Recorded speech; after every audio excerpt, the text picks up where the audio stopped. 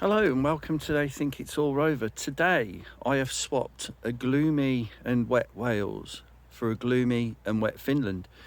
We're here on a bit of a holiday, and as such we decided to hire a car, and we contacted Sixt or Sixty, whichever one you want to call them, and we organised a hire car. And initially they were going to give us a iGo X or something like that. When we got to the airport, there was a little bit of a thing with the booking and stuff like that. So anyway, long story short, they gave us this. This is a 2024 Toyota Yaris. It's a HEV, so a hybrid electric vehicle.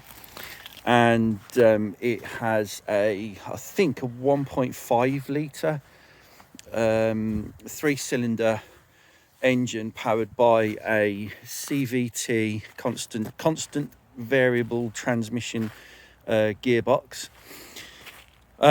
With that in mind, because it's a hybrid, it does obviously have an electric motor as well, and I think it puts out around about 119 brake horsepower.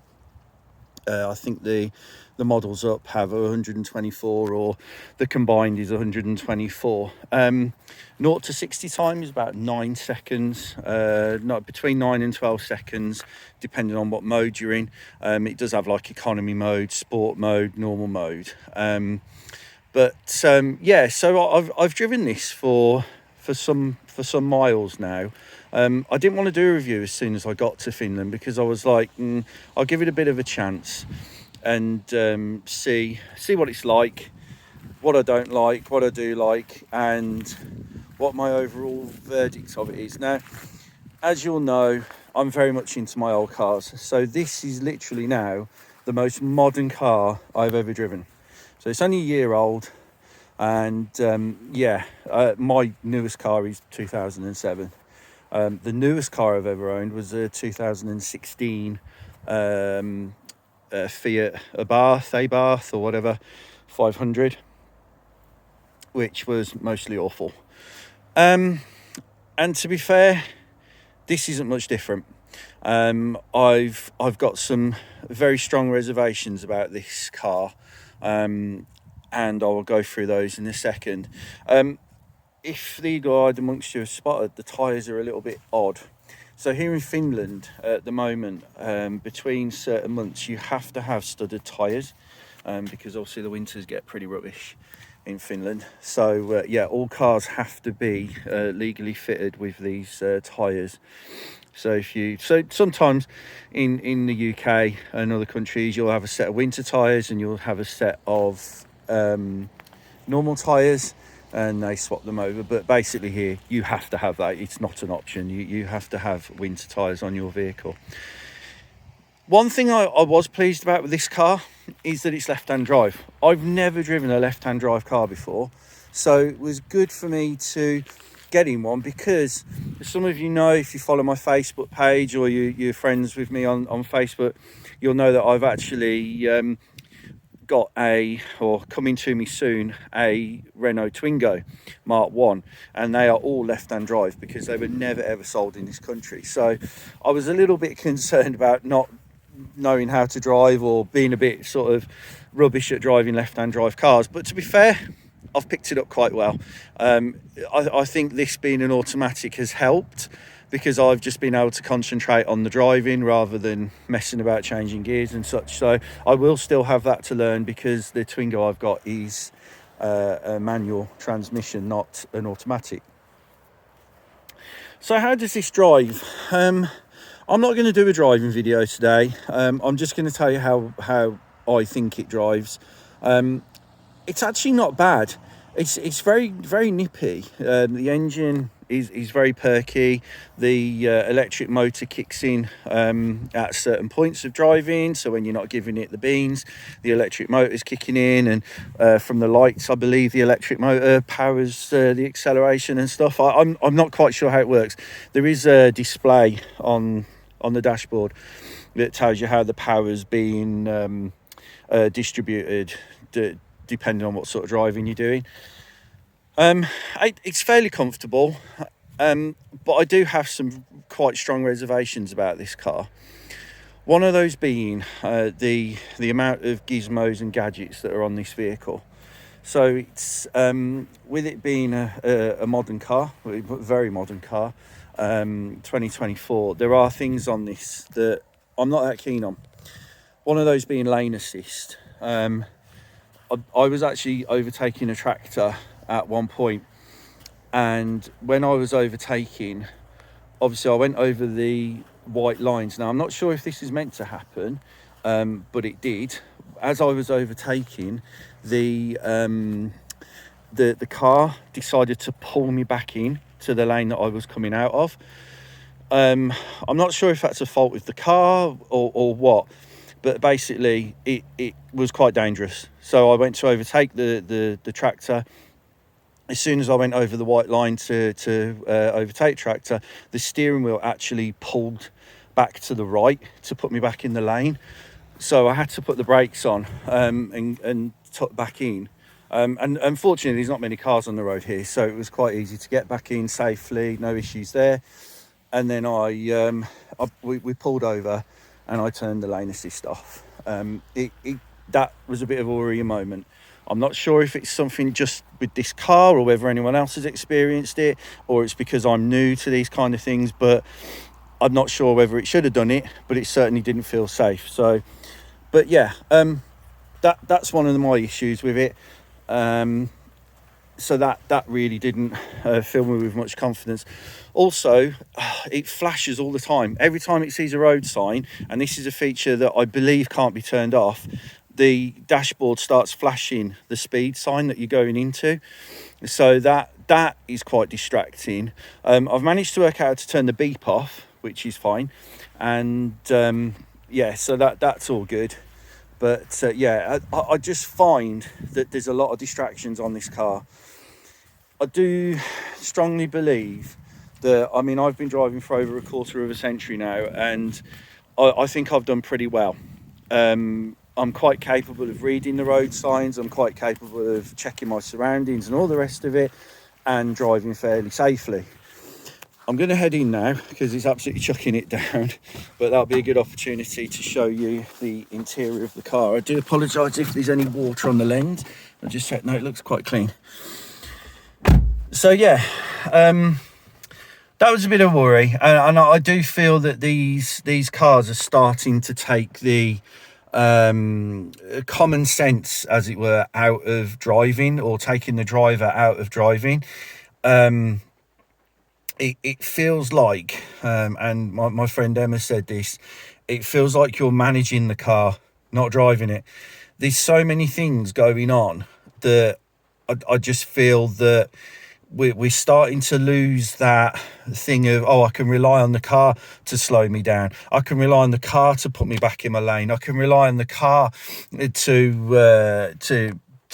do all the other bits and bobs, to switch the lights on and when it needs to, and all that kind of stuff, which I just don't agree with. And this is not me being old school, because I do actually like modern cars, and if you take those elements out of this car, if you took the lane assist off and, this speed flashing, every time it sees a sign, it starts flashing and blah, blah, blah, it would actually be not a bad car to drive. I just do feel that it's starting to get a little bit too much, I think.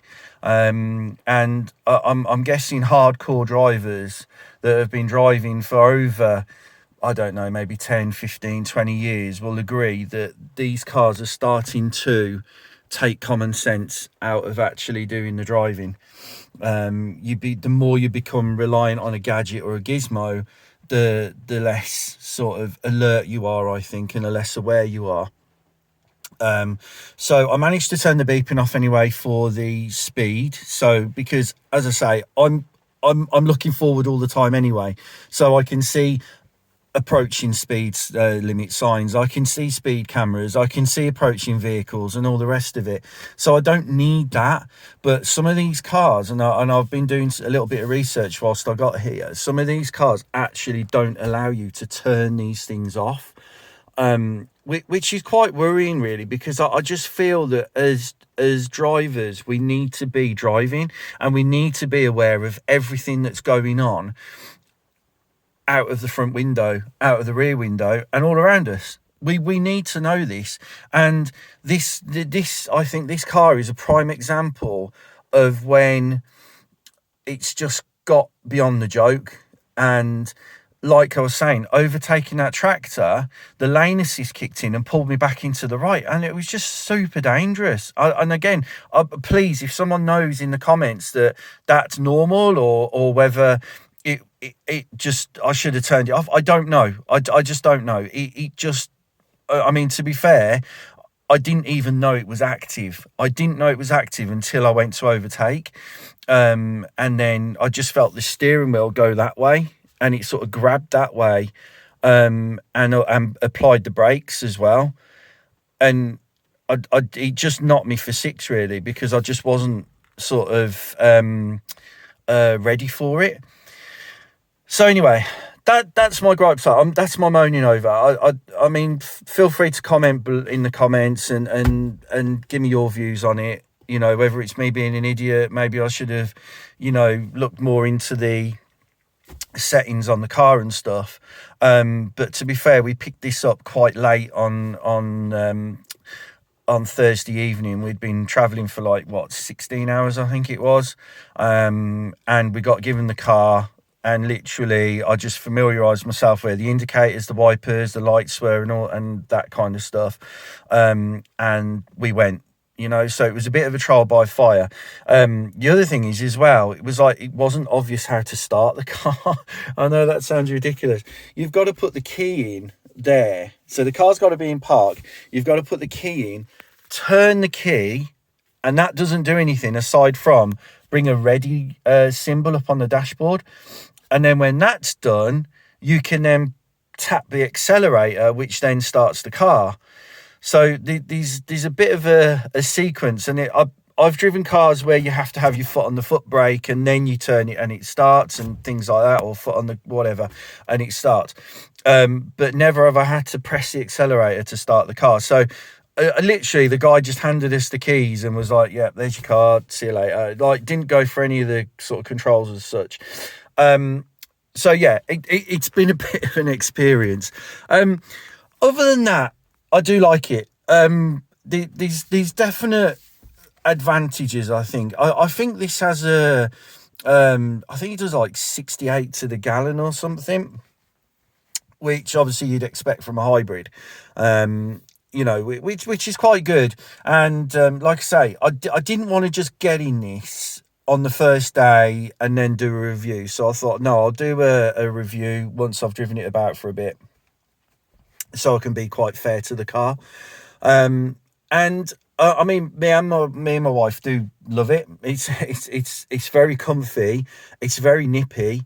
And now I've figured out how to turn this lane assist off. And to be fair, there are a lot of tractors that run around the roads in Finland. It was just, obviously on the evening when we picked it up, it was really quiet on the road, so there was nothing to overtake. And then the following day we got stuck behind a tractor, and like I say, as I went to overtake, then that happened. But other than that, we quite like it. The stereo is quite good, so your stereo is controlled by this. Again, I've left my wife to do all the, I don't really want to touch all this. I mean, you shouldn't be messing with this stuff anyway when you're driving. So yeah, this is good because you can, I don't know what, is it CarPlay or something? So my wife was able to put what was on her phone onto this screen, and we used that as the sat nav then, which was quite cool. And then obviously you've got all your media on here, your Bluetooth and stuff like that. When I was stationary, I did have a quick poke through the menus. I'll turn them on now, actually. That'd be a good idea, wouldn't it? So yeah, you've so many lights and stuff. So that's what's on about, that little symbol up there. It just flashes and beeps at you every time you go through a sign or something. So yeah, that's loading up. Yeah, so you've got all your media. Yeah, there you go, CarPlay and Android Auto. That's what it is. so you can get on there and do all your sat navs and stuff like that, and all the people that have obviously rented the car at some point. Yeah, I'm not sure it's got a CD player. I don't think it has. I don't think that's the thing anymore. Is that just me being an old fogey? Yeah, so in the vehicle one, it tells you energy flow. That's the one I was on about. So we did set off with that going, and like it shows you all different lines and stuff where the power's coming from the battery. I'm guessing this is the battery, that's the motor, that's the engine, and it's showing you how it's all distributed and stuff. And your tire pressures. Let me start the car actually. Let's put that on. So yeah, so it's ready. And then that fires up. So it hasn't got a rev counter as such. So you've got your charge, eco and power. Yeah, so that changes as you're driving. I think when you're coasting or something, that it goes down to charge, and then keeping it in eco is obviously eco-friendly. We've got just over half a tank, so 437 kilometers left on the range. Let's see the energy flow now, if that's working. Oh, there you go, look. Yeah, so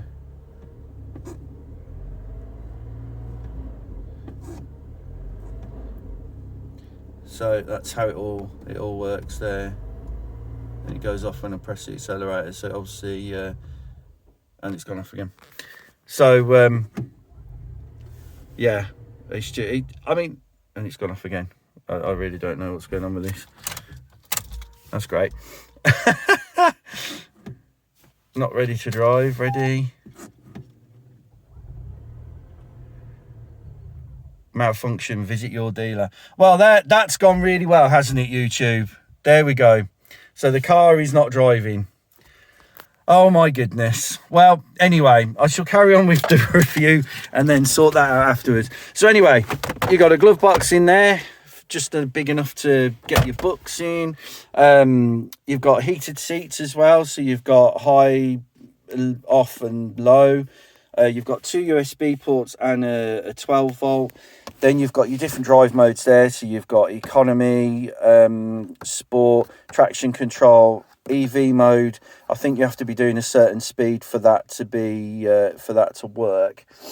Then we've got your rear seats there, which set for me, there is literally no leg room in the back, unless you've got children. You're not going to get any adults in here, and this is actually quite, I mean, I'm sort of comfortable here but not overly comfortable, but yeah, so it's all a bit modern and black and bland and stuff. Boot space is pretty good. I'll go and have a look at the boot.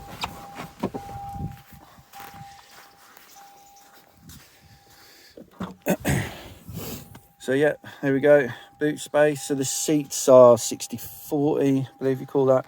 I don't think it's got a spare wheel. I think it is literally just like, has it got, yeah, it's just all your usual foam fillers and stuff there. But it's a good size boot. We got 2 suitcases and a couple of holdalls in the backpack, sorry. Which was all good. It has got a rear facing camera as well, which works quite well. Rear visibility is not too bad. It's kind of like the headrests get in the way a little bit, so you've only really got this bit, but it's kind of okay, not the best. The lighting on this car is awful. The rear lights are not very great, not very good. The headlights are awful. They are literally the worst. It looks like you've got a couple of candles on the go. Yeah, so I'm not impressed with the headlights on this. Considering it's a modern car, I'd expect the headlights to be super duper, and in fact they're the exact opposite. It'd be nice if they had a nice medium on these modern cars, because they're either super blinding or not good at all. So yeah, there we go. I'm going to have to sort out this malfunction contact dealer issue now. I'm going to have to ring the rental company. But yeah, there we go. Am I impressed? Yeah, it's okay. I just feel that these extra gadgets and gizmos are starting to take the common sense out of driving, and it'd be good if you could turn them off and just get on with driving. But yeah, there you go. That's a 2024 Yaris electric hybrid vehicle thingy, and this has been Finland. Thank you ever so much for watching. Wish me luck with the dealer and see all the rental companies, see if we can get this car working. And yeah, we'll see you in another video. Take care. Bye.